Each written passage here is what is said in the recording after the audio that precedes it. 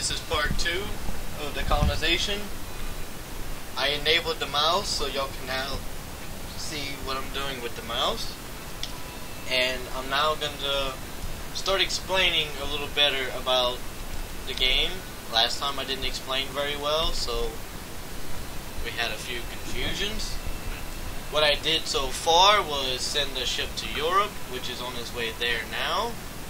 I bought a hardy pioneer, and I've settled Jamestown and started building a road right here.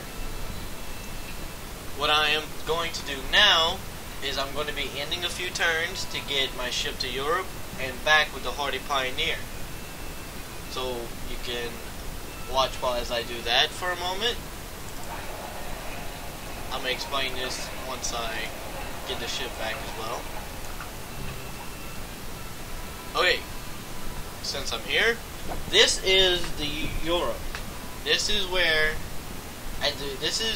everything takes place.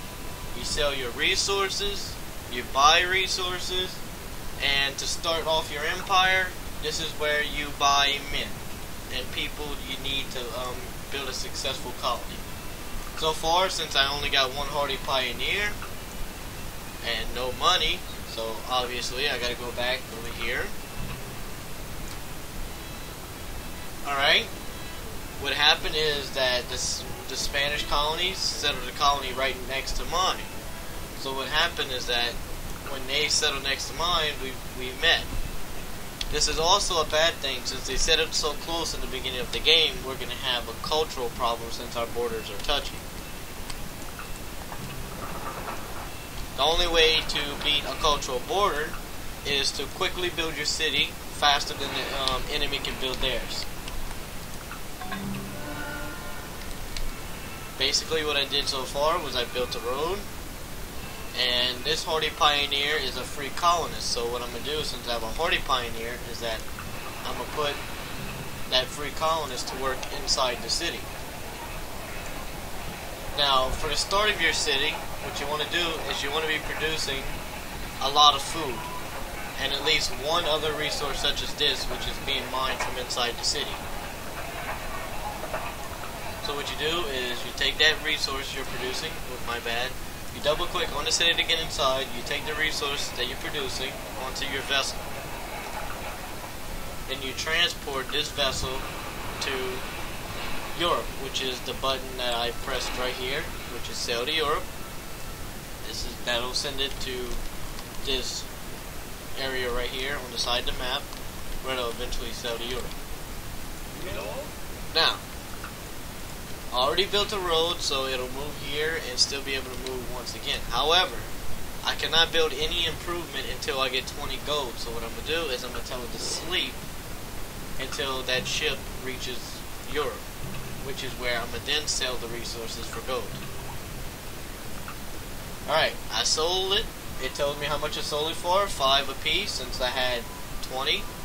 20 times 5, I got 100 gold from it. So now I'm going to take the free colonists that I got, look and see if I can use any of this.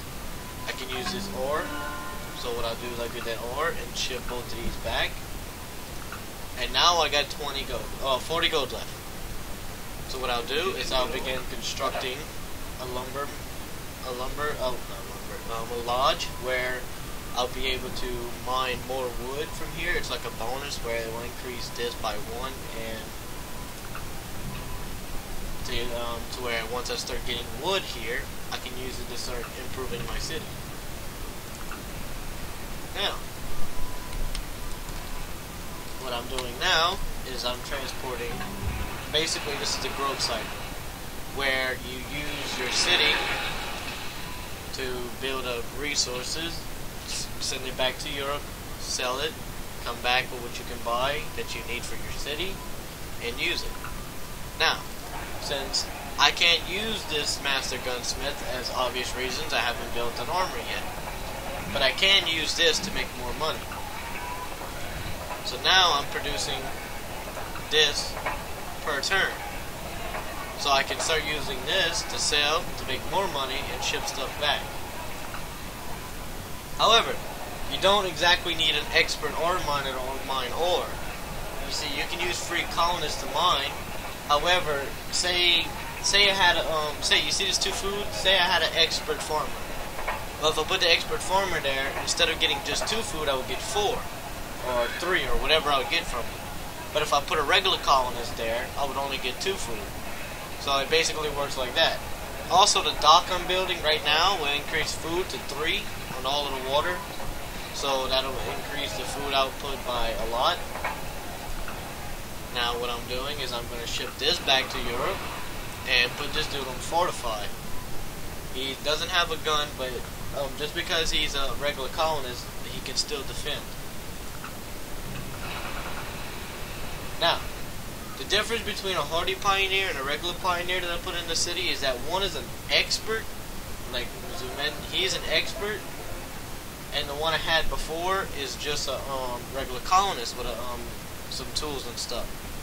He can build 50% faster, or like 75% faster than what a regular pioneer can do. And what I'm gonna do is I'm gonna use him to keep improving the land. Alright. Now, these always get one right at the beginning of the game. Always. If you can get one, I mean get it. Or even if you have to buy a freaking horse and put a regular colonist, always get a scout. Because scouts explore the map and they find treasures that can be worth thousands of gold. And they can help you improve your city like 90 times faster than anybody else. And since these other 2 ain't really good and I can't use them, I'm going to get the missionary, which I'm going to use to start putting in an Indian city to get, you know, like people who want to leave that culture and come to ours. Now what I'm going to do is I'm going to ship all this over here again. Keep on hitting return until it gets here, yes. Now, well, you can always regulate everything manually, but it is recommended that if you have a scout, just press the explore automatic button and it'll explore automatically, opening up the map. As well as don't get the closest city to you. What you want to do is that you want to send a missionary out to find like a 4 or 5 number city to where they work better and they're not close to people like Spain.